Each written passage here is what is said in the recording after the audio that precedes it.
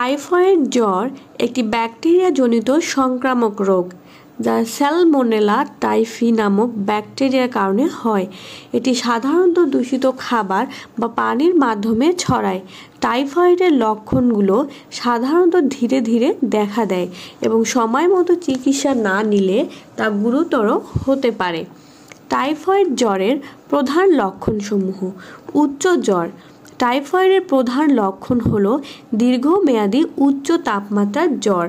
জ্বর সাধারণত ধীরে ধীরে শুরু হয় এবং প্রতিদিন বাড়তে থাকে। তাপমাত্রা 103 থেকে 104 ডিগ্রি ফারেনহাইট পর্যন্ত উঠতে পারে। অতিরিক্ত ক্লান্তি এবং দুর্বলতা। শরীরের রোগ প্রতিরোধ ক্ষমতা কমে যাওয়ার কারণে রোগীরা বেশিরভাগ সময় ক্লান্ত এবং দুর্বল বোধ করে। পেটের সমস্যা। টাইফয়েডে পেটের বিভিন্ন সমস্যা দেখা যায়। ডায়রিয়া। প্রাথমিক অবস্থায় পাতলা পায়খানা হতে পারে। কোষ্ঠকাঠিন্য। কিছু ক্ষেত্রে পেট পরিষ্কার না হওয়ার সমস্যা দেখা দেয়। পেট ব্যথা। পেটে চাপ অনুভূত হতে পারে, বিশেষত নাভির চারপাশ। মাথা ব্যথা। টাইফয়েডের আরেকটি সাধারণ লক্ষণ হল অবিরাম মাথা ব্যথা, যা বেশিরভাগ সময় অসহ্য হতে পারে। ক্ষুধামন্দা। টাইফয়েড রোগীর খাবারে অরুচি এবং ক্ষুধা কমে যায়, ফলে শরীর আরও দুর্বল হয়ে পড়ে।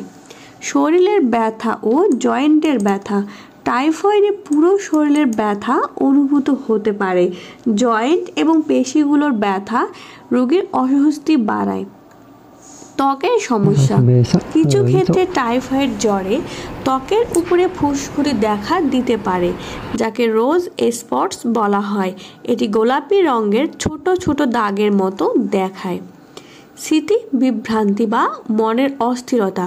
টাইফয়েড রোগীরা মাঝে মাঝে বিভ্রান্ত বোধ করতে পারে এবং তাদের আচরণের পরিবর্তন লক্ষ্য করা যায়।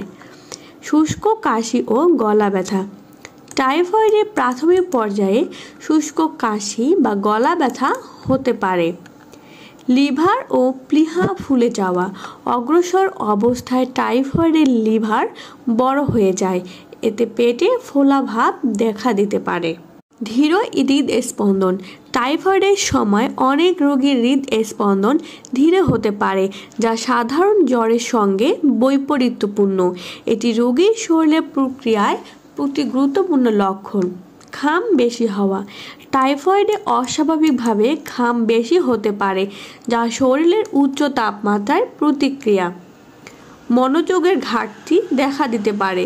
হার্টের ব্যথা বা কাঁপুনি। রোগীরা প্রায়শ হাড়ের ভেতর ব্যথা অনুভব করে এবং জ্বরের সময় কাঁপুনি হয়। গলগণ্ড হওয়া। টাইফয়েডে শুষ্ক কাশি ও গলা ভেঙে যাওয়া রোগীদের মধ্যে সাধারণ সমস্যা হতে পারে। রোগীর অবস্থা খারাপ হওয়া। রোগীর চেহারা বিষণ্ণ এবং ক্লান্ত দেখায়। জ্বরের পাশাপাশি মুখ ও চোখে অসুস্থতার চিহ্ন দেখা যায়। কিভাবে টাইফয়েড প্রতিরোধ করবেন? পরিষ্কার পানীয় জল গ্রহণ করুন। ফুটানো বা ফিল্টার করা পানি পান করুন। বাইরের রাস্তার খাবার এড়িয়ে চলুন। স্বাস্থ্যবিধি বজায় রাখুন। খাবার খাওয়ার আগে এবং টয়লেট ব্যবহারের পরে হাত ভালো করে ধুয়ে নিন। টিকাদান। টাইফয়েড প্রতিরোধের জন্য ভ্যাকসিন নেওয়া গুরুত্বপূর্ণ। এটি উচ্চ ঝুঁকিপূর্ণ এলাকায় ভ্রমণের আগে নেওয়া উচিত। খাদ্যের গুণগত মান নিশ্চিত করুন। ভালোভাবে রান্না করা খাবার খান। কাঁচা বা আধা পাকা খাবার এড়িয়ে চলুন। চিকিৎসা পদ্ধতি। অ্যান্টিবায়োটিক চিকিৎসা।